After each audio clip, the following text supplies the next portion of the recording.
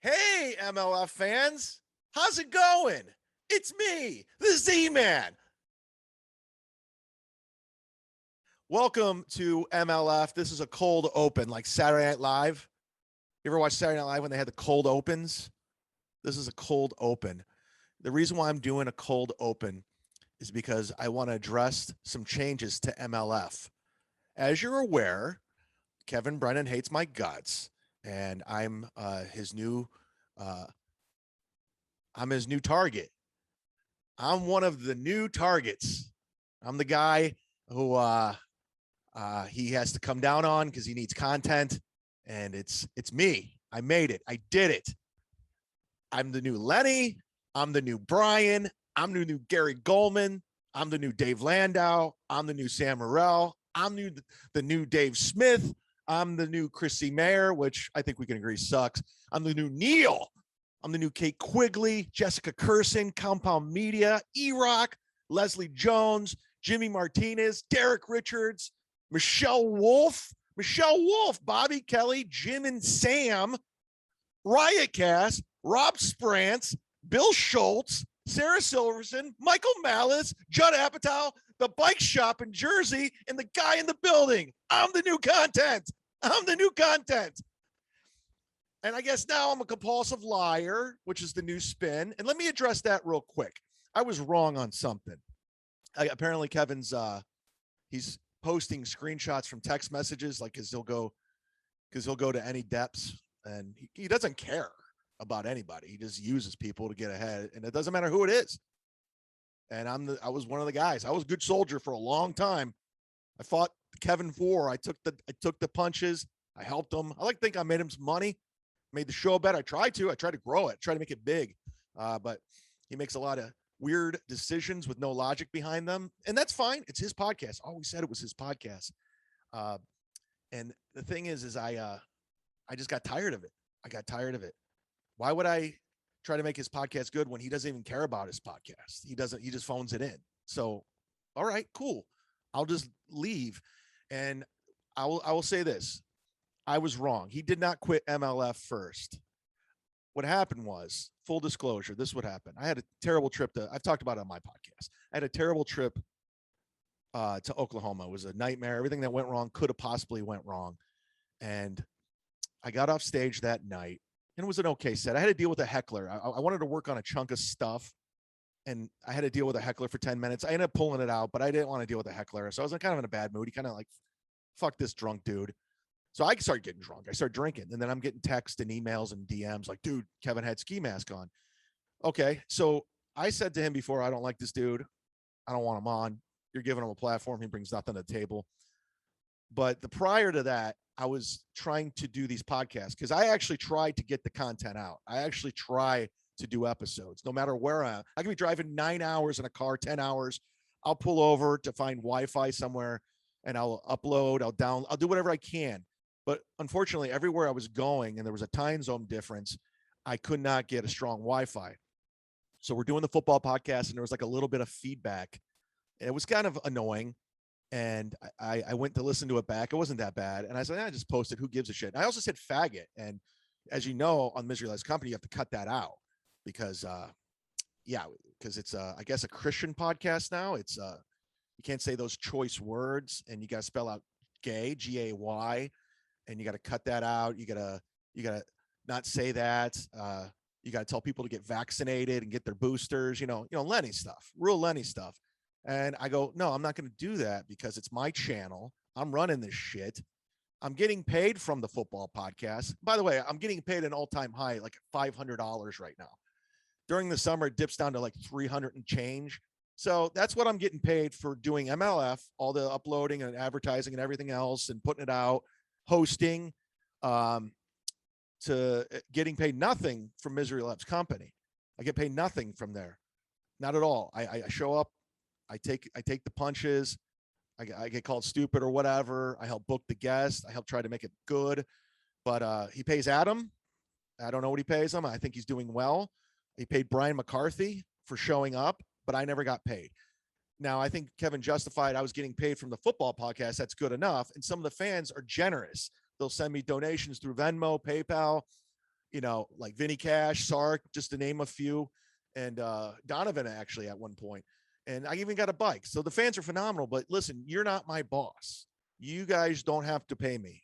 Kevin should pay me, but he's not. So I would put up with a lot more shit if I was getting paid from Kevin. Like Adam, I understand he could put up with a lot. So that's why that's his longest relationship in podcasting, because Adam's getting paid money. But I was wrong because I was drinking that night and I was upset that I was just upset because I had a long trip. It was a brutal trip. I dealt with a heckler. I didn't want to be there. I was in a shitty comedy condo with a comic that I didn't want to be in a condo with. And there was a cockroach at one point. I was over it. And then to top it all off, he had the ski mask guy. He says it wasn't out of spite. It was, because he knows I don't like the guy unless he's stupid and forgot. And that very well could be. So I blew up at him in text, said some choice words. I tried to smooth it over the next day. He won't text me back.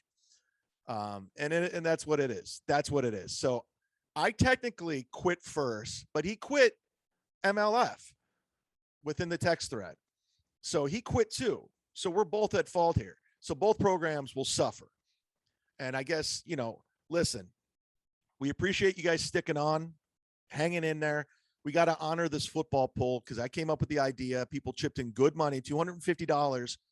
And, Kevin's, I don't know. I don't agree with how he's running it.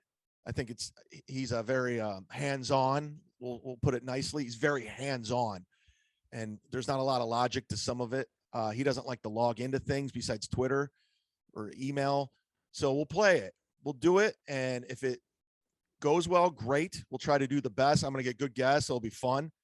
And Kevin doesn't want to do it anymore. And I don't want to do his show. So we'll try to make this like a joint custody, like a divorced parents. And if it just doesn't work out and the money's just falling apart and we're not building an audience, we'll just quit doing it. And hopefully Kevin will email me the spreads and he'll email me the results so I could post on Patreon, because I know a lot of people have DM'd me asking me to do that because they're not on Twitter and they don't want to be on Twitter and it's a pain in the ass to do it.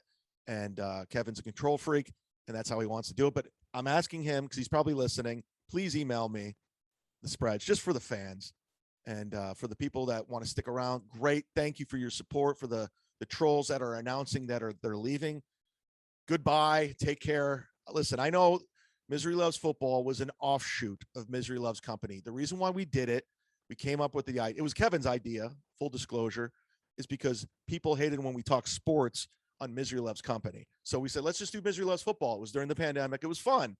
And it was fun watching the games. I thought the football pool would make it even more enjoyable. I'm not doing well in it. Kevin's doing well. So he might win all the money. So he has incentive to do this. And he called Ken Mosca. He wanted Ken to continue doing this with me. That's a fact. He wanted me to continue. And I think it's to legitimize the football pool, but also his ego and narcissism. He wants to see the numbers go down because of course he's the star of the ship. It's an offshoot of his program. I know what he's thinking. And that's what it is. And if it grows, cool. If it doesn't, and it's not worth our time, and Kevin's continued to troll me and he's throwing me under the bus and, whatever his new thing is, I'll tap out. I don't give a fuck. I put my time in. I know what I did for the guy. I helped him out. I was a good guy for a long time, but put up with a lot. But I don't want to be, I'm doing this for you guys. I'm doing it for you guys. And plus it's fun. I like watching the football games. I like knowing if I won or lost. I mean, I'm watching football games I would never, ever watch. And we're going to get guests. I'll get us good guests. And it'll be fun. So please stick around if you can. If not, bon voyage. Oh, by the way, I know Kevin's sending his army of 8 Twitter followers, anonymous Twitter followers, and Reddit trolls and at me, and that's fine. Bring it on. I'm going off Twitter. You're defenseless. I won't read a comment. I will take away your power. There's no way you can creatively come up with a I suck tweet that's going to affect my day. There's nothing you can do when you hide behind a fake screen name, a fake profile, and you come up with some I suck. I hope you go to prison. I've heard it all. It doesn't work. It doesn't work. And I don't need to see it. And I know there's cunts. No, don't cut that out, by the way. Don't cut that out. Cut that out, Adam. You can't say that. Cunts who blindly will follow Kevin and believe everything he says, and go for it, bro. Go for it. Go listen to his podcast with Ski Mask and whoever the hell he has on now and where it goes. Seriously, listen to it. You're going to get your dopamine drips of retweets. It's going to feel good leaving the comments. And then you're going to slowly settle in realizing, whoa, shit, this podcast sucks. Cool. Who's this guy? A landscaper? Wow. It's going to turn into Brian McCarthy getting people from the dog walk. He's going to have landscapers, houseboy. I don't know. He's going to have all kinds of people. Tom Cassidy. He's going to get all the stars out. So have fun. Keep throwing money at him. I know he's trying to fuck with my money, so I want you to give him money because that's what he wants, really, is the money. Speaking of money, how about this for a transition? Because I'm a professional broadcaster and I'm not a cuck. I know what the fuck I'm doing. Manscaped. Look at this. Boom. Manscaped is the official sponsor of MLF, and they sent me a box. In fact, I think the 4th place winner is going to get a box of this shit. I'm going to mail it out to you, including a phone call from Ken Mosca. That's happening. That's on the table if this thing goes through. If we finish this to the end of the season and all money's not refunded, you're getting a box of Manscaped. I used Manscaped when I was driving to Oklahoma in Birmingham. I stopped off and I was tired. I should have did that on the last day when I was going through Birmingham, and I shaved my balls with the Lawnmower 4.0. I wanted to try it out before I talked about it. They encouraged it. Fantastic. I've shaved my balls for, 25 years, and I would always use a beard trimmer. Bad idea. You know what happens with that. Not only that, you put the beard trimmer to your face after you shave your balls. There's pubes everywhere. It's disgusting. Plus this thing, the Lawnmower 4.0, it has a light on it. You can see where you're shaving. You can't nick yourself. You can't cut yourself. It has a safeguard. You can also use it for other things. They got all kinds of products here at Manscaped. Go there right now and you can check it out. They got the Lawnmower 4.0. They got the Lawnmower 3.0. They got the Weed Whacker. You can go up and shave all your nose hairs. They got the plow where you can shave. They got cologne. They got boxers. All the shit you need. You throw in your travel bag, which I'm not going to do anymore. I'm done being a road comic. Manscaped.com. But this is what you do, ladies and gentlemen. If you want 20% off your order, use the promo code MLF20. I was saying MF20 before. That's wrong. It's MLF20. And you get 20% off, free shipping from us. Your balls will thank you. That's their tagline. Very clever, very funny. Thank you, Manscaped. Today's episode of MLF is with Earl Skakel and my buddy Tony Mazur, where we do a podcast on my Patreon every single Monday called Mondays with Mazur, where we talk about everything. It's uncensored. Nobody cuts shit out. We talk about how the fucking vaccine is ineffective, barely works. I know Kevin likes everyone getting vaccinated. Go vax up. It's the opposite of CNN News. It's the opposite of the local news. We don't talk Seinfeld episodes. It's real talk, and it's fun. I hope you enjoyed today's episode. Thank you for sticking around. That's a wrap.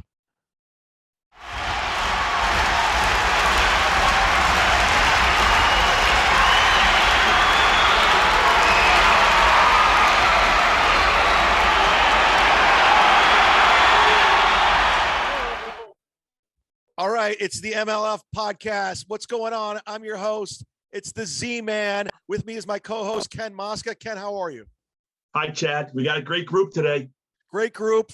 Two special guests from the Check Your Brain podcast, which you can sign up to on Patreon. Tony Mazur, how are you, Tony? And Mondays with Mazur on my Patreon.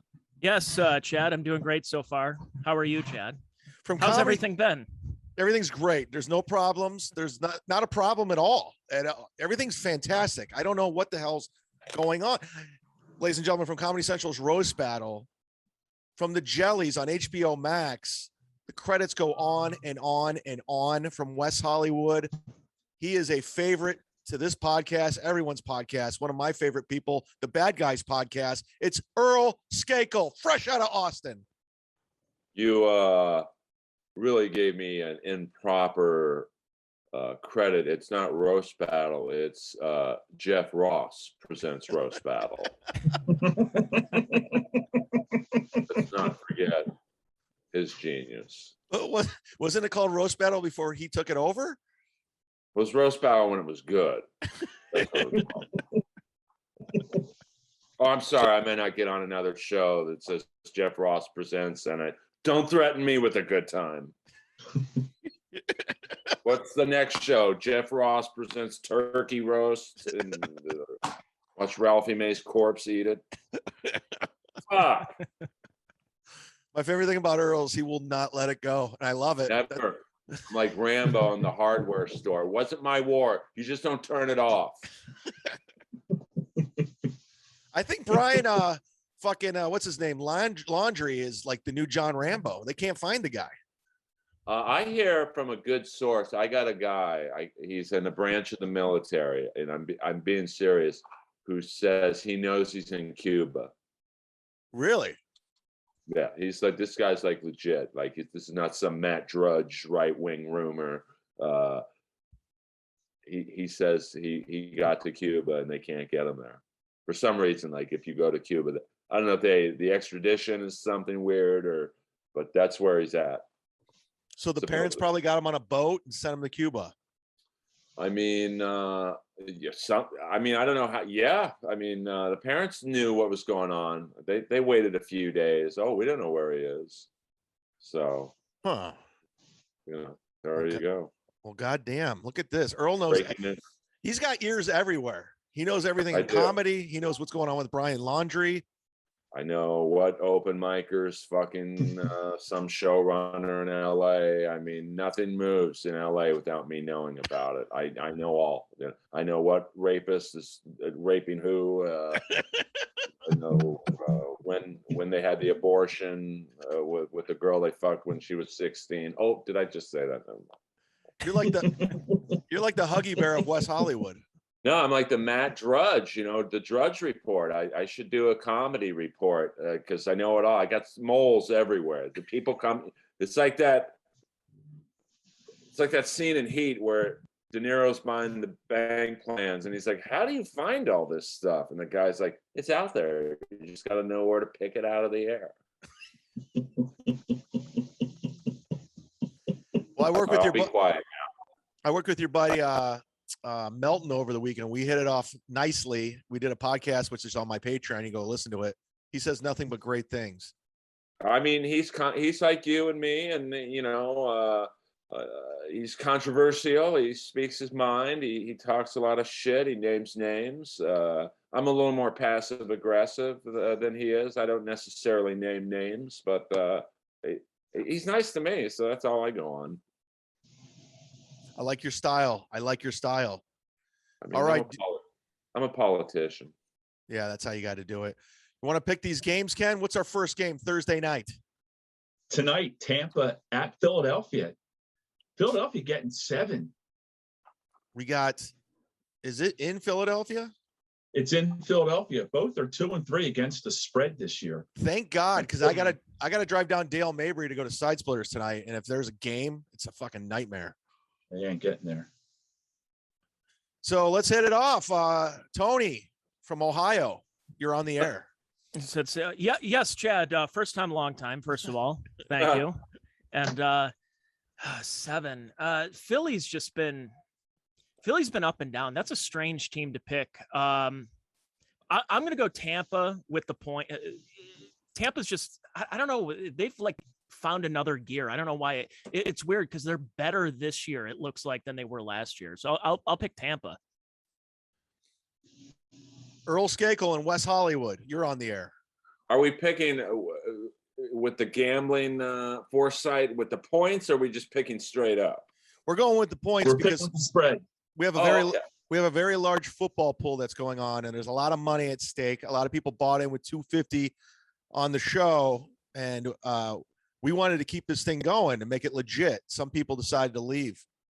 I can't keep up with the feuds with you and other people. It's like trying to keep up with the feuds in AEW. Like I don't know who likes who. So I think it's like keeping up with the Kardashians. You can't.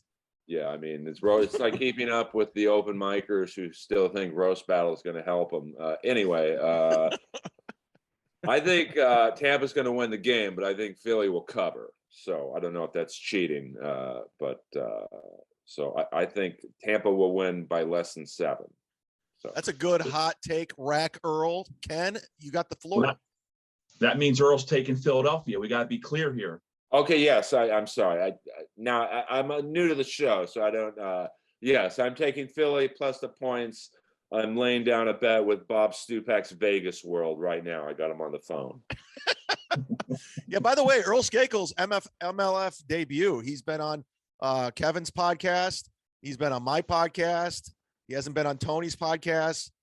I Who else? would. He'd do any podcast. I'll do any podcast. Seriously, if Jeff Ross ever calls me to do thick skin, which his skin is about as well, no, it's thin skin. I'm sorry about that. I would do it. So it's an honor to bust my MLF cherry. I'm sorry Kevin's not here to join us, but I'll leave that for you to talk about, Chad. Yeah, I'm the new enemy. I'm in the long list of. Something happened this week, Chad? Yes, Oh, yeah. Thank you, Tony. It's a pretty uneventful week on my end. I don't know about yours. I recorded an intro for this to keep it football, so I address it right out of the gate. If you guys listen to it back, you'll see what I said. Okay, well then cut this part out, Chad. No, we don't cut shit out here on this podcast. We say wherever the fuck we want, whenever we want. We're behind a fucking paywall. I don't give a shit. I'm not a Lenny. Go ahead, Ken. I'm taking Tampa Bay, given the 7. Philadelphia's got some injuries, so Tampa Bay's pretty healthy. So I'm going with Tampa Bay. Ken, I'm piggybacking off you. I have a lot of ground to make up. You seem to be doing well right now. Shout out to Kamala. He's on the podcast. He always he's making his MLF fucking debut, even though he's dead. All proceeds go to his foundation. Or where were you giving us money for his paintings? KamalaSpeaks.com. You could have gotten an autographed copy of his book, but I think that's going to be hard to get at this time. Shout out to the WWF for the way they portrayed black wrestlers in the 80s. Bang up job there. You didn't like Akeem the African Dream? There's Akeem the African Dream. There's Junkyard Dog walking to the ring on all 4s, barking like an animal. Slick. Yeah. Slick. I mean, we could go on. Abdullah the Butcher, incapable of speaking English, like out of control. Let's keep this thing rolling. We got Jim Florentine's fucking Dolphins there. Oh my goodness. Taking on Jacksonville Jaguars and Urban Meyer. What the hell? We got a -3 Miami in Jacksonville. Ken, you take the charge. I mean, Jacksonville cannot go 0-17, can they? Although it's fun watching Urban Meyer beat the shit out of himself every week and dancing with young broads. He got hosed on that. I know, but hey, that's why he was not at Ohio State anymore. That's why he's not at Florida anymore. He loved those co-eds. I'm taking Jacksonville. They're going to win. I'm taking the 3. They're going to win straight up, though. I'm taking Jacksonville. Tony Mazur from the Check Your Brain podcast. You said so. Wait, Jacksonville against Miami. Oh my Lord! This is the fat porn game of the week. This is you don't really want to watch it, but if it's the only thing on, that's what you're going to turn on. Oh God, yeah, it's not happening. Jaguars might go 0 for this year, and the whole Urban Meyer thing. He lost the locker room. He lost the locker room before him finger popping that girl over in Dublin, Ohio. Yeah, I'm going Miami with this one. What's the spread again? I forgot. 3. Oh yeah. Oh yeah, it's absolutely. A shit game. It's a shit absolutely. game. Yeah, going Miami. So this is unwatchable. So what would it be like, Earl, this game, like for an unwatchable show on Comedy Central? I mean, well, that's the whole network, but I mean, really, the only good show they have is South Park, and that's not even really technically their show. It's more Trey Parker, Matt Stone, but I'd still like to be on the network. I couldn't even get on at midnight. They had open micers on at midnight. Like Ramon Rivas. Out of control, that show. This game is kind of like, who do we give the Oscar to? Dolph Lundgren or Jean-Claude Van Damme for Universal Soldier? I mean, someone's got to win it. mean, I feel bad for who's the rookie quarterback for the Jags? Lawrence. Yeah, Trevor Lawrence. Trevor Lawrence. He's like the new David Carr. When he was with Houston, he's just going to get pounded. I'll go with Miami minus the 3. I just don't see how Jacksonville can win. They might go 0 for 17. Shout out to John McKay and the Tampa Bay Buccaneers for going 0 and 26 their first 2 years. See, you get a little history with this show. It's the Selman brothers, and I think who was the black quarterback Tampa Bay had? Not Doug Williams. Josh Freeman. No, there's a black quarterback. I think the first 2 years in Tampa Bay. But you weren't even born yet, Tony. Yeah, I thought it was Doug Williams, but it may have been the guy who was with the Chargers, right? I'm trying to think his name. I'm thinking of James Harris, but I don't think he played for Tampa. That's one. Yeah, James Harris. James Harris. Who was the guy Jamie Foxx played in Any Given Sunday? Calhoun Tubbs. Was it really? No, I'm just kidding. He had like I remember he was singing a song in it. I forgot, it was a real catchy name. Well, James Harris was the quarterback on the Rams, and he was famous for, he had this amazing arm where he could throw a ball from an end zone to the opposite end of the end zone into the stands. So he basically threw the ball 100+ yards in the air. Like he had this amazing arm strength. But I can only imagine the heckles he got in the mid-70s being a black quarterback. Ken, what's the next game? Chad, I didn't hear your pick. Oh shit, I'm going with Earl. I love. I'm just piggybacking off takes. Like whoever has the best take, I'm doing it because I have a lot of ground to catch up on. I'm being buried in this fucking pool. But this, I tell you what, just to jump on Tony just for a second, this will tell us a lot about that Jacksonville team and Urban Meyer. If they get blown out, they play hard and lose by a little bit, okay. But if they get blown out, you're right, Tony. They quit on them. They're not a talentless team. It's just they have no leadership and they're way too young. And they purposely, the trend in sports with analytics is to just tear these teams down. And Jacksonville, what 2-3 years ago was that close to the Super Bowl when they had Leonard Fournette at running back. They were that close. And then the next year they said, yeah, fuck it. We're just going to blow the whole thing up. And that's what it is. And it's not even like that just in football. It's in sports. You get really good teams, really bad teams, and not a lot of mediocre teams. And just for the people in their car at home screaming and punt.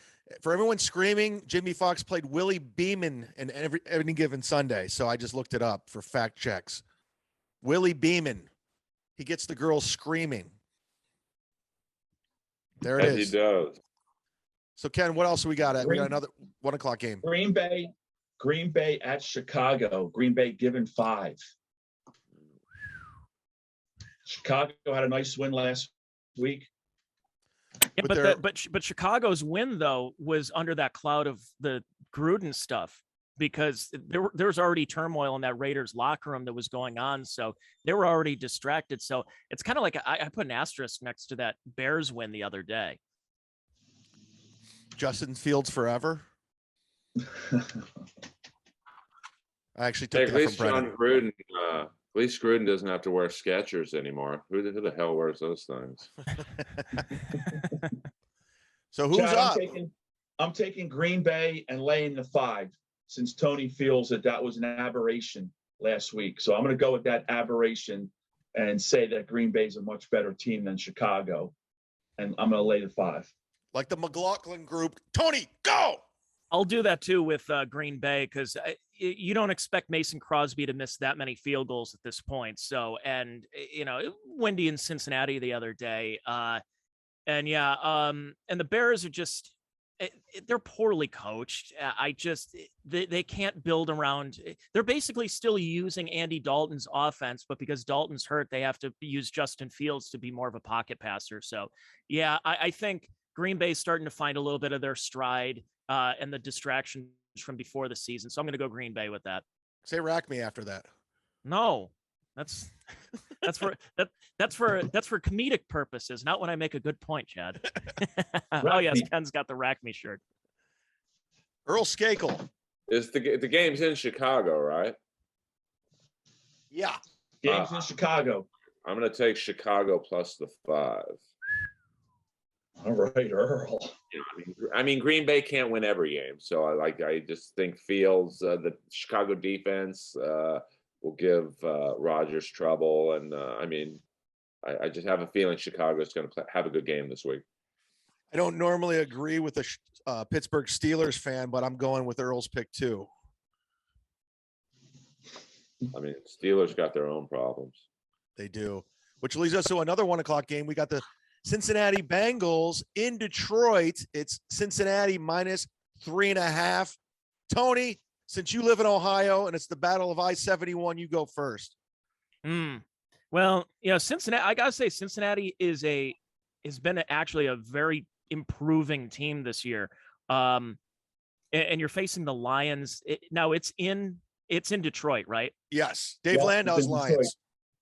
Yeah. God, the Lions are a mess. I mean, as much as that coach, him crying after the game, you know, it's one of those, like, if you're a player, you'd want to actually run through the wall, but they're just, Goff is not doing anything. That team is talentless. The Bengals are really improved. I kind of like Burrow as a quarterback, so I'm going Bengals on the road. You don't think it's a fluke?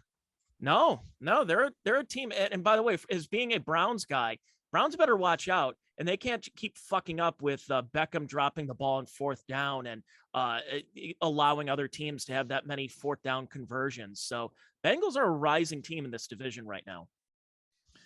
Jeremy Piven's rival, go. There ain't no rival there. He's a rival to me, like the Washington Generals are a rival to the Globetrotters.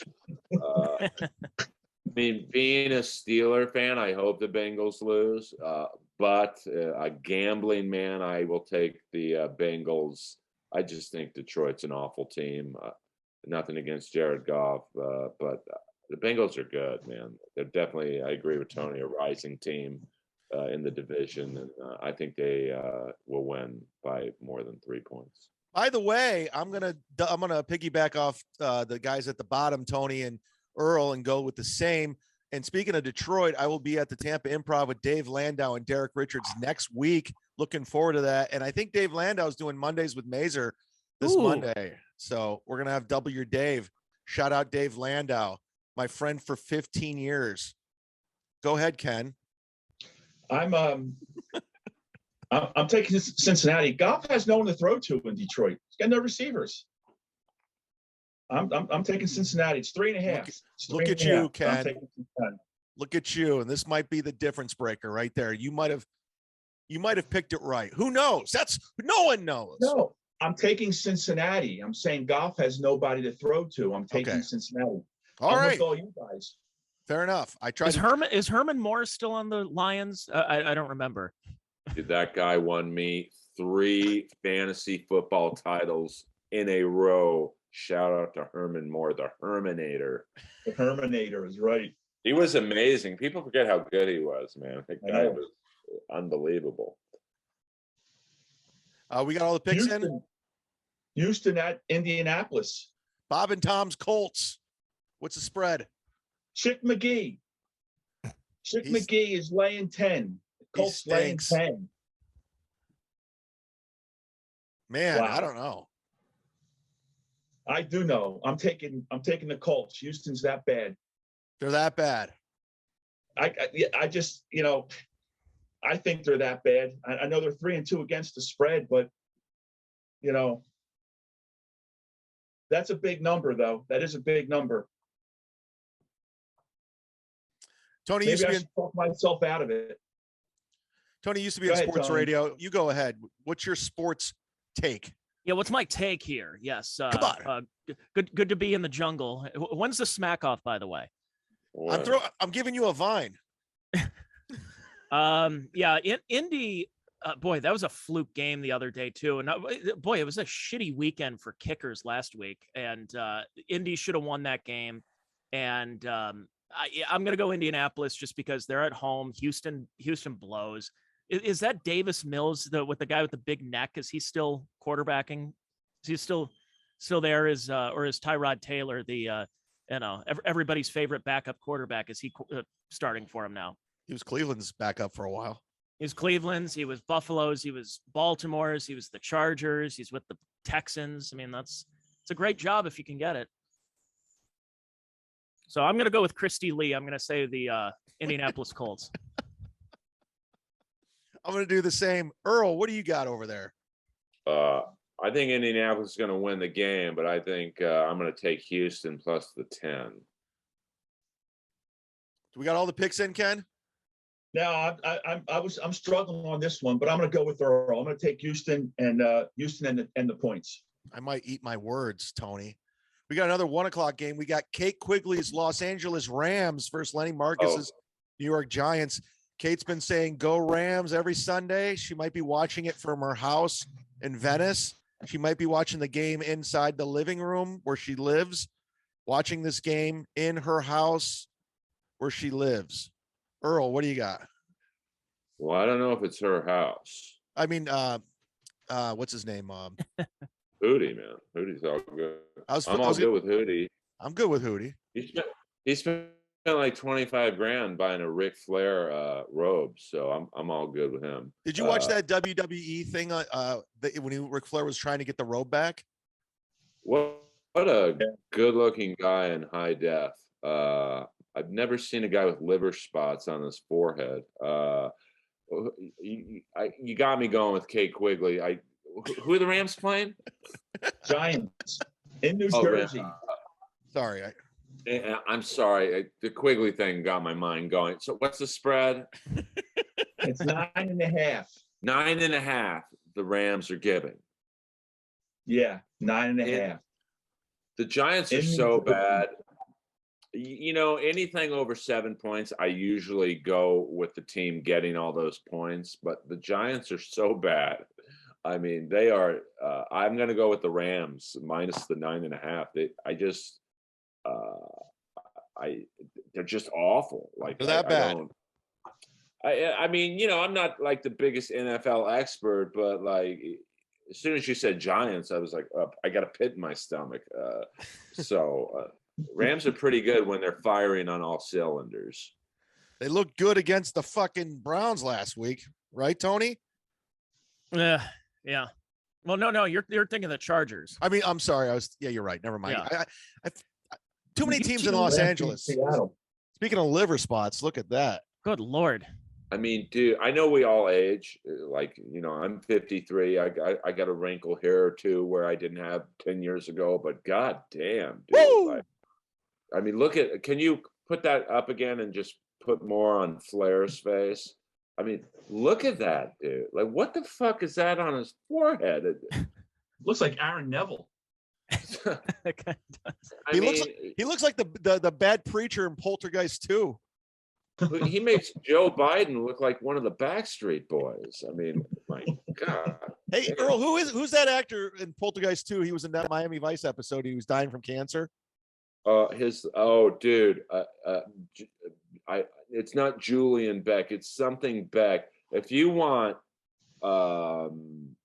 one of the most haunting scenes ever filmed on television history, it's that scene in Miami Vice where Crockett and Tubbs go into this guy's office and he breaks it down, the American economy system. Now, this is 1984, and he died 2 weeks after that scene was filmed, so it's even that much creepier.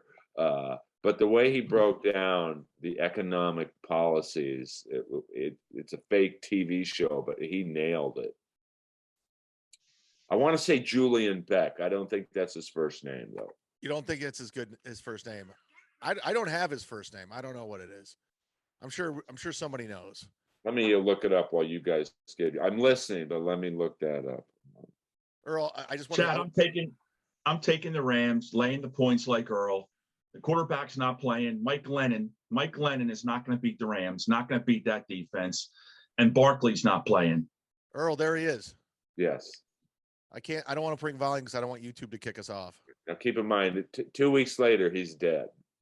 I could, by the way, repeat the scene line for line, but I know it's a football podcast. No, it's a comedy football podcast where we talk shit and we talk shit about other comics, and then we talk football. So when he filmed that was that like one of those Yul Brynner the PSAs where he's like, "Hello, I am dead." but because I am Don't smoking too smoke. much. Don't smoke. But it's Please. so good the way he breaks down, the American policy on drugs, and it's almost like he's speaking the truth. But it's kind of like in Boogie Nights, the Colonel, he was dying during the movie, so they had to film all his scenes first because they knew he would be dead. And like Robert Ridgely. yeah, oh, he's great. Hey, Jack says you got a great big cock. May I see it, please? Well, thank you, Eddie. That Otto from Otto and George said that was one of the greatest acting moments because he doesn't do it comedically when he sees Dirk's cock. He does the thing where it's just like it's the forehead, the wrinkles in the forehead go like, Yeah, and they stop, and he's like, "Well, thank you, Eddie." well, he's It was just so good in fantastic. that movie. Like, even like when the girl's ODing in the bedroom. This is the second girl in 2 weeks that's OD'd. What do you think that means? Maybe she gets in better shit. Are you gonna go see the new Paul Thomas Anderson film? He peaked in Boogie Nights, man. Like that, it's like following a black guy in a gangbang, man. Nothing. Like, forget it. I mean, Boogie Nights is such a perfect movie. The casting, like even the smaller parts, like everything fits. I just, You got the touch. yeah, it's a YP problem. YP, MP. I don't know this technical stuff. Like stupid. Ken, I'm going with you and Earl because I'm not paying attention at this point. I got nothing to lose at this point. Fuck it. I'm picking Rams too, by the way. He didn't get to me. Around the horn. Shout I think out. we all got Rams, right? Yeah. Shout out Jason Williams on ESPN had to deal with fucking Stephen A. Smith screaming in his ear when he's the only person on the network trying to make a stance. That's why we're doing the Misery Loves Football. It's the only sports podcast where we just talk what we want. We're not controlled by the man or a corporation. Rack me. Another 1:00 game. We got the Kansas City Chiefs versus the Washington Dirty Redskins. In Washington, -6.5 Chiefs. How bad is that Washington defense? Was that Henke, whatever his name is, Washington quarterback, and he beat the Chiefs? Are they going to be able to put up enough points to beat Mahomes? What's that spread? I didn't watch any 6.5. football last Sunday because I was driving I tried to listen to the Browns game. Tony, did you know they cut off the Browns game if you're in another state? You can't listen to it? Oh, what like just watching like blackout rules or something? Like Or did they cut it off to put a different game on? I listened on the 92.3 app and they wouldn't play it because it's the express written consent of the NFL where you have to. This is a true. So for folks who don't know, when they do that in radio, there's literally a button, a switch that when you're a board op, you need to take that off. Otherwise, you can get sued by the NFL. So it switches the stream to whatever, like, for example, like a station that has CBS Sports Radio. What it'll do is it'll just go to CBS Sports Radio on the stream. And because if the actual game goes out, then you can get sued for it. So you literally press a switch that's near the computer and the board to make sure that the actual game is not going out on the stream. I'm with John Gruton. Fuck Goodell for doing that. I don't know I if thought you said John Bruton. Nobody That's an got that inside reference. Not one person listening to this is like, More what the more fuck? open micers. Speaking of open micers. Yeah, Washington's not going to score enough points, so I'm going to take Kansas City and lay the points. I'm going to do the same, Earl. You close it out. Yeah, I'm going to do the same. You're the black guy in the gangbang. Go. Well, tell me about it. I've been in a gangbang. Let me tell you, it's no joke. And I was the last guy, but that's another podcast. Yeah, Washington's horrible. Like I know they got what's the guy's name? Chase Young. Is that the guy? Is that the really good defender they have? Yeah. He's amazing, but like, it's only so much one guy can do. So unless they bring back Dexter Manley, I think they're going to get killed. Kansas City's they know they got to start playing better, and like a motivated Mahomes and a motivated whole team. This could be a 20-point loss for the Reds, or I don't know, the team, whatever they're called.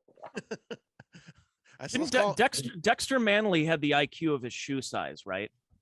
Yeah, I cry every time I see that scene of him speaking in Congress, where he's sweating bullets. It's like 30 below outside, but he's sweating like he has malaria, and he couldn't read. Like, it's crazy back then. Like, he literally was illiterate and got to the highest level of the NFL. Like, that's crazy. Yeah, that was bad. That was bad. Yeah, there was another player, I forget his name, something Jackson. Same thing at UCLA. He literally got to the pros and had a third grade reading level. We got another 1 o'clock game. We got Nick Swartzen, who's MIA from the world. His Minnesota Vikings in Carolina Panthers, and Minnesota's given up one. This is a shit game. I don't know who to go with on this one. I didn't get Tony's pick. Kansas City or Washington. Kansas City needs a bounce back. Okay. They need a Mark Grace slump buster here. So I'm going to go with Kansas City. Sorry, I didn't mean to jump over you, Tony. We got distracted there. Minnesota at Carolina. Minnesota given one. Is McCaffrey back for Carolina? I don't know. I had a very eventful weekend, so I did not do my research for this podcast. He was as of an hour ago. He was not on the field. And the point. As of an hour ago, when we're taping this, it said he was absent from Thursday's practice, so that he could be a questionable game time decision, possibly. I'm taking Carolina, and I'm taking the point. I think it's time for Earl to step to the plate. I mean, I haven't followed Carolina since Mushin Muhammad and Ray Caruth were their receivers. Steve Berline. So I'm going to go with Carolina. I'm not going to lie to you. I know virtually nothing about either one of these teams, but in a game this closely divided by 1 point, I'll always tend to go with the home team. Who did you take again, Tony? I didn't take one yet, but I've been a fan of Carolina since the days of Tim Biakapatuka. Oh my God. Damn, dude. Who basically had that one game against Ohio State, and they drafted him. He ran for 300 yards over Ohio State. I think Dalvin Cook might be out too. He's questionable, who is, of course, my number one pick in fantasy this year. But Minnesota, outside of Dalvin Cook, stinks. I mean, I'm not impressed with that team. Kirk Cousins is a bum. And he's also not vaccinated, Chad. But anyways. Oh no. But I'm going to go. If it's, you said at Carolina, right? Yeah, at Carolina. Yeah, I'm definitely going Carolina, especially with just a 1 point differential there. Chad? I'm going to do the same just because I don't know. I don't know what the fuck's going on. Terrible host this week. I got to do my research. I'm getting back into the groove. I was gone. It was a rough 2 weeks in Oklahoma City. Never want to do that again. I advise no one to go to Oklahoma ever. I know some fans were offended by that, but I'm sorry. Isn't Mitch Fattel, doesn't he live in Oklahoma now? Does he? I think so. Let's go to Earl. Either Oklahoma or Arkansas. Earl, what are the word on the street? I know his usual opener, Gary Cannon. I don't know where Gary's like the best host in the business, but I don't know. I'm not going to lie. I don't keep up with Mitch Patel. He's not an open mic or a roast battle comic, so I'm not really in his world of headliners. I know Shuley lives down in Alabama, I think, right? I'm not sure. Yeah, Shuley moved to Alabama. In Alabama, she was swinging hammer. Alabama, whoa, Nelly. Alabama's crazy. That's where my girl's from, and like they have Dick's Sporting Goods, where I was buying a pair of Jordans, and the guy next to me was literally buying an assault rifle. Like it was unbelievable. Like an AK, like full on rifle. It was mind blowing to me. In Oklahoma, you can smoke inside of a Dick's. That's how backed up it is. You could Did smoke they a allow cigarette. smoking in the? Was there smoking in the loony bin? No, they didn't have smoking in the loony bin, but the bars. I went to the Buffalo Wild Wings, and they're all smoking in there. I go, what the hell is this? 1983? That's the MAGA I want. Smoking bars, buying guns, robbing people at hotels in Alabama. Cut it's too just soon. You can hear that story on Mondays with Mazur on my Patreon. I'm not telling it again. We got another 1:00 game. We got the Gino Bisconte's winning Los Angeles Chargers, who beat the shit out of the Browns. Browns gave that one away against, I guess, Ryan Sickler's Baltimore Ravens in Baltimore. Baltimore's getting -2.5. I'm not touching this one. I'm waiting again. that's going to depend on Baltimore's defense because they couldn't stop Carson Wentz the other day. What makes you think they'll stop Justin Herbert at that point? So it's going to come down to that because Chargers defense sucks too. So this might be another one of those 50. You probably have a collective of 100 points scored in this game. This is going to be one of those they're going to call the game of the year type of because both teams are going to score 50 points, but it's not going to be one if you're a fan of defenses in the NFL. Both teams 4-1, by the way. I think Baltimore's on a good streak. I think beating Indy the other day kind of put them on that pedestal, and that division's going to go through Baltimore anyway. So I think the Chargers are finally going to get another loss here since they played Kevin Shackelford's Dallas Cowboys a couple weeks ago. So, Jesus, Tony. Oh, Jesus. You can't say Ken Moskowitz. You can't say Ken Moskowitz Dallas Cowboys. Oh, that's right. I forgot. Yeah, I forgot you were a Cowboys fan. I thought you were an Eagles fan for a second. I'm serious. I thought when we had Dave Weinberg on a few weeks or a couple months ago that I thought you were an Eagles fan, but I forgot you were a Cowboys guy. Tony's the king of the inside joke. Hello. He looks for the one guy. That's his audience. The one. I'm going Baltimore though. Dude, Tony did an inside joke in Cleveland on stage, and I wasn't even there. He did it for me, and I was how many miles away? How many? You had to have been about 1,200 miles away. And I did a joke about a comedian named Sean Lynch who claims that he was in The Walking Dead. Then we find out he actually wasn't in it. He may or may not have been in the Walking Dead video game. So I said, hey guys, make sure you go to funnystop.com. We got some great acts coming to town. Like next week for Sweetest Day, we have Sean Lynch, who may or may not have been in The Walking Dead.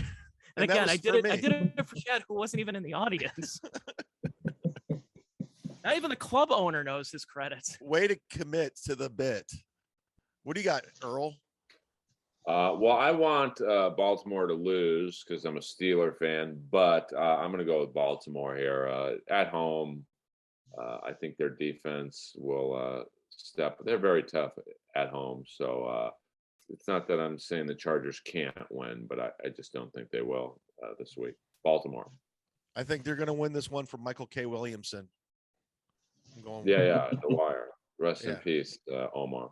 Yeah, Omar. So I'm going the same. I think I have nothing to back that up. I did no research. I'm getting back into the routine. Today's the first day where I feel normal, and I'm going to Side Splitters tonight. And so that's me. What about you, Ken? Who did you got? I don't know who you got. I'm taking the Ravens. Jackson's going to run for over 100 yards. That QB for the Ravens. He's going to run for over 100. I'm taking them. Okay, 4:05 game. We got the Arizona Cardinals versus Tony Mazur and Chad Zumock's Cleveland Browns. They're 3-2. Cleveland's getting -3. Tony, you start off since you're right in the thick of it. Well, that line moved because originally I think Cardinals were favored, but Kyler Murray was limited in practice, I guess, and Chandler Jones, he got COVID. Chandler, so don't say that in front of Earl. Hello. So Chandler Jones is out with COVID, so he's not playing. And Arizona's undefeated. Are they the best team in football? I think we could all agree no. They're obviously a very good team and they're a playoff team, but man, I'm still going with the Cardinals, even though they're on the road. I think the Browns have been a paper tiger for much of the season because even their wins don't feel like wins. They beat Justin Fields on his first game. Okay. They beat the Vikings and it was a terrible, terrible football game. And they beat Houston in week 2 and it didn't feel like a win. In fact, their best games this year were losses. So I think the Browns are going to be a 3-3 team after Sunday. So I'm picking Arizona. I never bet against the Browns, but I got some ground to make up. I'm with Tony on this. Show me something, Cleveland. Show me something. They got to prove themselves. They haven't beaten anybody. All their teams have poor defenses and poor quarterback. Their best quarterback they faced this year, outside of rookie Justin Fields, was Davis Mills at this point. Is Jarvis Landry back for Sunday? Possibly. All right, They're slowly bringing him back, and if that's the case, I mean, you have Odell, who's just a bum. They need to trade him. He has no chemistry with anyone on this team. The Browns are just they're a mess right now. But here in Cleveland, it's all hunky dory, and it's all Baker Mayfield's fault. Yeah, I'd be surprised if Landry doesn't play because they're going to need him. But the Cards are getting 3. Yeah. Yeah, the Cards are getting 3, so I'm taking the Cards as well. I mean, the Browns may win, but they're not going to win by more than 3. But I'm taking the Cards. Earl, like the Comedy Store, you go last. Once again, the Comedy Store, shout out to the t-shirt maker for giving Chad a lovely black Comedy Store merchandise. Shout out to Aristotle for wearing it on Saturday Night Live. That was what I call an on the DL palm. Hey, whatever it takes. Hey, what is the vibe like at the Comedy Store these days before you give your pick? I'm just curious.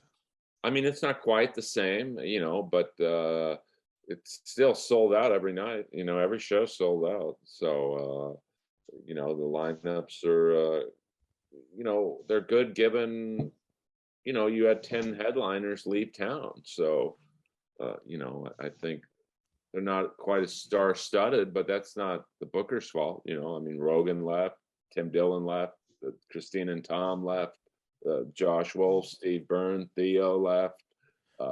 Is the special guest drop-in still Bill Burr? Every now and then, Arsenio, big time.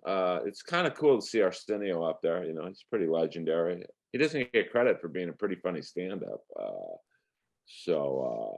It's super nice guy too. Yeah, very cool guy.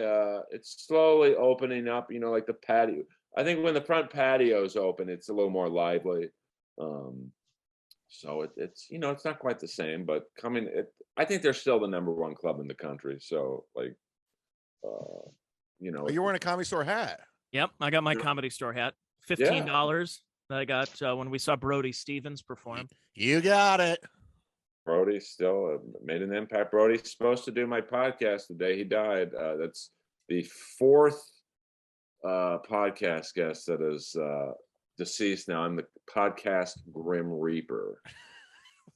So man, anybody will do anything to get out of your podcast. I know it's crazy. Like 4 or 5 people have died doing my podcast. So I don't know if he's listening, but Jeff Ross, you want to do my podcast? Too soon. He's already done my podcast, but come on back. Maybe twice is the charm. I'm going to go with Arizona. I mean, obviously being a Steeler fan, I want Cleveland to lose, but I just think Murray's will light that defense up. And if Baker Mayfield will stop doing so many fucking commercials and practice more, I might go with Cleveland. But Jesus Christ, this guy gets more commercial work than Shaq. That's true. He's the only white guy working in commercials right now. Jesus Christ, man. I don't know who's worse, him or Dr. Ken doing every fucking gig on TV. Fuck. Ken, what do we got? Las Vegas Raiders at Denver.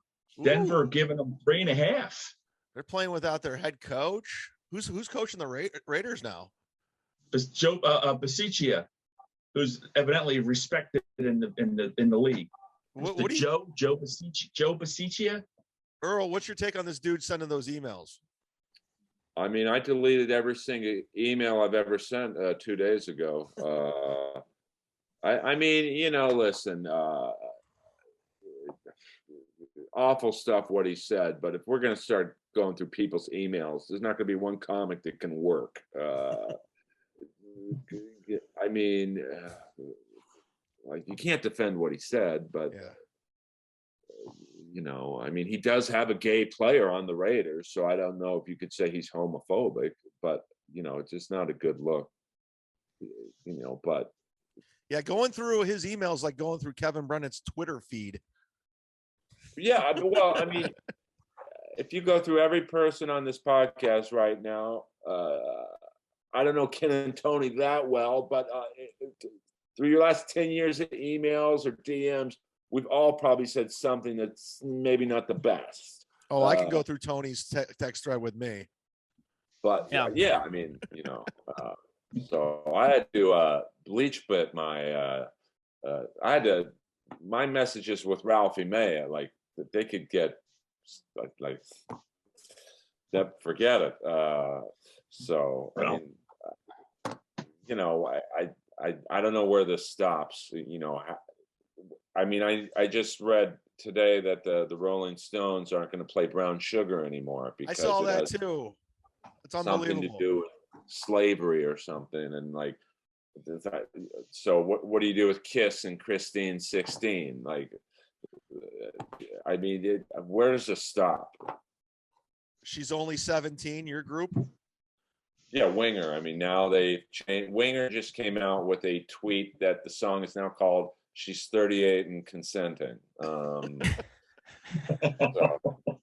But what's that one Beatles song? I saw her standing there, and I think one of the opening lines is "She's 17." You know what I mean? It's like, what? I mean, what do you do? Do you like, it's like it's tough. Benny Mardones died before all this happened because I mean, she's just 16 years old. Leave her alone, they said.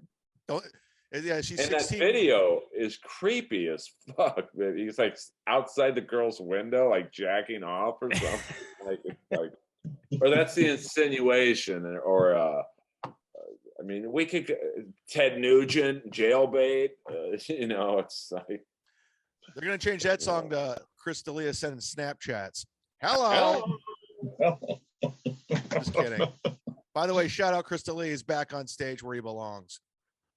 I mean, but I mean, I think in terms of cancel comics, either they all should be canceled or none of them. Like, I don't think you can sit there and say, well, this guy texted underage girls, he's canceled. Well, this guy has these allegations, he's working more than ever. Like, I don't get it. Oh yeah. I forgot we have a pick. What's the spread on this Raiders is game? Raiders at Broncos. Broncos giving the Raiders 3.5. I'm taking the Raiders and the points. They're going to rally around their new coach, their new interim coach. Yeah, I'm going with that. Earl, what do you got? I'll take Jeff Ross minus 15. Hello. Love that. Hello. I'm sorry. You guys got my mind going elsewhere. Who's the Raiders are playing who? Brent Tobler's Denver Broncos. At Denver. And they're getting 3.5. Raiders are getting 3.5. This is a tough one because usually when a team gets a new coach, they play a little better. But this is such a clusterfuck. I don't know. I'm taking Denver. Even though the new coach is respected and all that, this week has been so Gruden dominated. I don't think they're going to be that focused. And if it was in Las Vegas, I might say the Raiders, but I'll go with Denver. Broncos are a surprising team. So for whatever reason, I don't know why, because it doesn't seem like they have a lot of talent, but I'm actually going to go with them just because of the dysfunction with the Raiders. I'm going to go with Wendy and Denver's Broncos. Ah, what a deep cut. That's a fan. Wow. Again, it's just all inside jokes. I literally just emailed her today. I sent her my avails. I go, hey, Wendy, it's been a while. I want to get out there, see my buddy Brent Tobler. Okay, look at Dallas is getting ready. 425 game. We got Ken Mosca's Dallas Cowboys. Bill Burr's New England Patriots. Dallas is getting -3, or actually New England's getting +3.5. That's a tough one. Where we go with this one? Ken, you lead the charge. It's your team. Dallas is laying only 3.5. 4-1 in Detroit. Or no, I'm sorry, Patriots. No, they're in New England. Yeah, that's what I think the Cowboys are going to double digit them. I'd be shocked if they didn't double digit them. I know Belichick, the last 6 times they played the Cowboys, he's beaten them, but that's with Brady at quarterback. This is a really different Cowboy team with a really, really good defense, probably the best defense they've had in years. So I'm taking Dallas. I'm laying at 3.5. They're begging you. They're begging you to take Dallas. Ooh. I'm Tony. taking the Cowboys.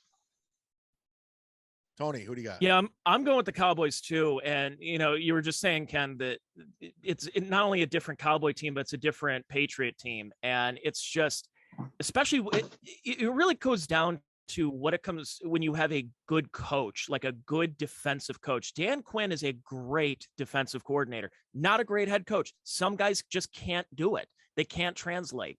Buddy Ryan. There's only a few examples where I thought that being a coordinator was suspect, but they became a better head coach. I thought someone like Greg Williams was kind of that. I always thought he was an overrated coordinator, but Dan Quinn, not a very good head coach, great defensive coordinator. And he, in just a few weeks, transformed that Cowboy team. That one that where you were thinking about the offense and Dak and Elliott and everybody, and now you're thinking that defense. It's fantastic, and they're really a scary team. I'm definitely going with Dallas here. And it was his recommendation. It was his recommendation to cut Jalen Smith. Yeah, he just wasn't fit. He just wasn't fitting in, to the scheme that they wanted to do. They put Jabril Cox in there. He's one of the guys that made 2 goal line stops last week. I'm with you, Tony. He's a really good defensive coach. At Earl Skakel on Twitter, follow him. Go ahead, Earl.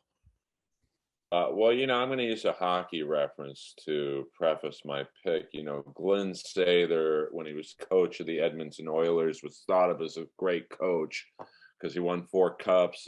But you look at the roster, he had Gretzky, Messier, and like 6 Hall of Famers.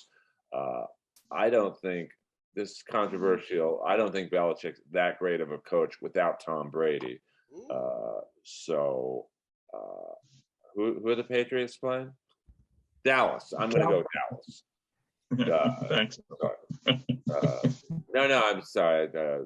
Chandler just ordered me breakfast, so I'm smelling steaming hot breakfast behind me. Well, we got 2 picks left, and we'll get you. No. I got time.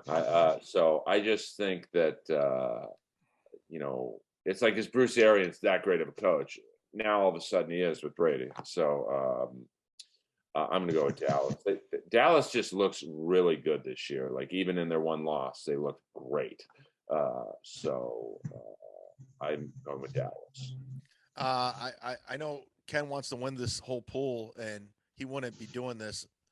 He wouldn't be going with Dallas just because he likes them. So I'm going with Dallas too. And I'm hearing a lot about the Cowboys from fans and friends, and it's also LeBron James, one of his favorite teams, one of his many favorite teams. Yeah, what was that last week where he plays for LA, but he was cheering for Cleveland in LA Stadium? Like, that's a real Palmer move. Well, when he got back from Miami and he came back to Cleveland, he wanted to show that he was all about Cleveland and he was sorry. So, and the Browns just kind of started getting good, or they were around that. So he started rooting for Cleveland, and now he's a big Browns fan. He went from a Cowboys fan who he would stand on the Cowboys sideline during Browns games into Cowboys gears. Now he's a Browns fan in LA. So I think he's a confused. He's a millennial, is what they rooted for. You think about in the 90s, he was a Bulls fan, he was a Yankee fan, he was a Cowboy fan. So he wasn't a fan of anybody. He was just a fan of whatever team was good when he was growing up. That was it. All right. Well, there you go. I mean, I stick with my teams. Like, I was a Steeler fan in the 80s when our best players were Louis Lips and Yancey Thigpen. Like, Bam Morris. Bam Morris was pretty good. Like, till the cocaine. I was at the Raider game when who was it? It was a double combo of Bam Morris and Barry Foster, and the Steeler fan got beat to death by Raider fans right in the section over from me. Shout out to the Raider fans keeping it classy. Who was that? Was that Neil O'Donnell at quarterback, or was that before him? Yeah. I remember, I think the Steelers won 21-7. It wasn't that close, and I didn't cheer for one play. I was just like, I'm just being cool, man. I want to get to my car, which was parked in some black dude's lawn, because that's how they did it in the Coliseum. Like, they had no parking lot really. So if you parked at the Coliseum, you literally had to park in some guy's lawn, and they would shake you down. Yeah, it's $20, but if you want your car to be here at the end of the game, probably be better to pay me 40. It's like parking on the set of The Wire. Well, I can't think of a better segue. Speaking of Steelers, we got 2-2-3 teams, 8:20 game. We got Craig Gass's Seahawks versus Earl Skakel's Steelers. Steelers are given -5 in Heinz Field. Earl, you lead it off. Well, I mean, obviously, I want the Steelers to win. If this game was in Seattle, I would pick Seattle. But I mean, oh boy, this is a tough one. I mean, I think the Steelers will cover. It's in Heinz Field. I think it depends on two things. You know, how Roethlisberger plays. All we need him to do is play slightly above average. He doesn't need to play great with that defense. And Najee Harris, if he runs like he did last week, I think the Steelers will cover. But you know, without Juju, it's going to be interesting. James Washington now has a bigger role. I just think they'll pull it out at home. So I'm going for Pittsburgh minus the 5.5. Whoever wants to take the floor. I'll go. Well, because Geno Smith is the quarterback, right? For Seahawks, he's their backup. And yeah, Geno Smith starting. Oh, I thought Jim Thorne was. I think it was Rick Meyer is going to be. He's their backup right now. Dave Craig. Man, Rick Meyer, Tony with a deep cut. Yeah, for a young guy. Wow, young guy. I remember Rick Meyer at Notre Dame, and then and then after he got drafted, I think Ron Powlus was the quarterback at Notre Dame. That's when I went to go to South Bend to go see a game back in the mid '90s. Ron Powlus, who I think what did he do? I think he went to the Oilers as a backup and never played. Pick your team. It's not history class. Pick your team. Seahawks. I'm going Seahawks with that. Hey, Earl, by the way, this is what happens when Browns fans and Steeler fans come together. You ready? Oh much. CIA got you pushing too many pencils. Who do you got, Ken? Pittsburgh's going to win and not cover, and I think they're going to try to protect Geno Smith as much as they can. Seattle, but no Juju. Big Ben looks terrible. Yeah. I'm taking Seattle. I'm taking the points. Pittsburgh probably win, but they're not going to cover. No disrespect to Earl, but fuck Pittsburgh. I'm taking Seattle. It's that simple. But I will say, Roethlisberger, I'll give him this. Like, you can tell he's playing in pain. Like, he got a bad chest. I think his arm hurts again, and no one's saying anything. He's got what looks like a girdle on his hip. I mean, if you think about, there might not be, outside of Carr in Houston, a quarterback that's taken more punishment over their career than him. So, you know, he's 38, man. And, you know, Mason Rudolph. Very nice. It's even worse. And you know, they're in a position. Tell that to Tom Brady, buddy. Well, oh, absolutely. I think if Roethlisberger would have taken better physical care of himself in terms of fitness, he'd be performing a little better, but he didn't. So we're at where we're at, and it's not pretty in Pittsburgh because they did. For many brothers. Well, they did exactly what the Steelers did in the early 80s when we could have drafted Dan Marino, and we didn't want to hurt Bradshaw's feelings. So we drafted Gabe Rivera instead. And it's tough. It's like the same thing with Green Bay and Rodgers, where it's like you don't want to hurt a legend's feelings, but at some point you've got to move on. And like, you know, I get the, like Steve Young in Montana. I mean, we could go on forever in every sport. You know, look at the New York Rangers and Lundqvist. At some point, they had to be like, "Hey, man, we got to move on." And like, so, like Kevin Brennan with co-host. I mean, you know, you said it, I didn't. It's like, but it's just tough because it's like, oh boy, we've wasted 2-3 years with Mason Rudolph now, where we could have maybe drafted someone else, but we didn't want to hurt Ben's feelings, so we didn't. And like, it could be a disaster the next couple of years in Pittsburgh when he retires. Sometimes you got to take Dave Lando over Artie Lang. You just got to make that decision. Okay, we got a Monday night game. We got Josh Potter's Buffalo Bills versus Nate Bargatze's Tennessee Titans. Titans are getting 5.5. Is that true, Ken? Yeah, it's 5.5. Buffalo giving 5.5. Where's the game? It's in Tennessee. They could be playing in Tennessee, wherever they're going to play. I'm taking Buffalo and laying those points. I wonder if until somebody bitch slap his Buffalo, I'm taking Buffalo. I wonder if Theo Vaughn, Steve Byrne, and Nate Bargatze are going to go to the game. That's my comedy drop. I'm going with Ken. Buffalo is on fire. They're coming out of they're going to be in the Super Bowl. Go ahead. That week one loss to the Steelers was an absolute fluke. That was a typical week one type of loss. Like, all right, well, we'll get them next time. And I think Buffalo is the best team in football right now, so I'm going with them. Earl? Oh, sorry. I do think the week one loss was probably Buffalo underestimated Pittsburgh a little bit. It was at home, but I'm going to go with Buffalo. They're like with the Cowboys in terms of, to me, 1 and 2, like they're just playing on another level than the other teams. And, when it comes to the quarterbacks, I go with Buffalo over Tannehill, and, I like Buffalo. Got all the picks in, Ken? We good? Could you send my picks to Brennan? Yeah, I'll send them to Brennan. Don't worry. All right. Well, that concludes MLF for this week. We'd like to thank our guests, Tony Mazur and Earl Skakel. By the way, plug away, week 6, guys. Earl, Tony, go in order, whatever you want. What do you want to plug? Tony, you go first, man. Chivalry. Out of respect.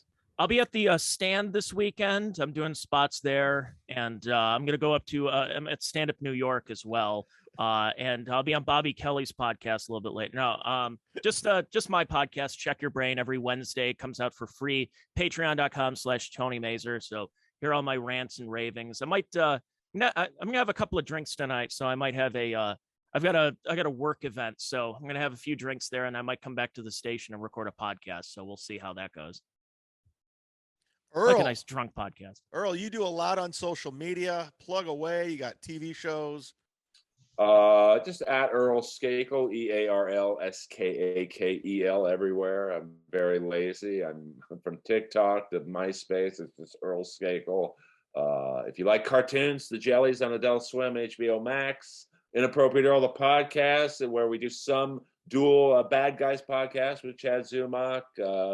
And I'll be at the Comedy Store tomorrow night for you local yokels, 11:45.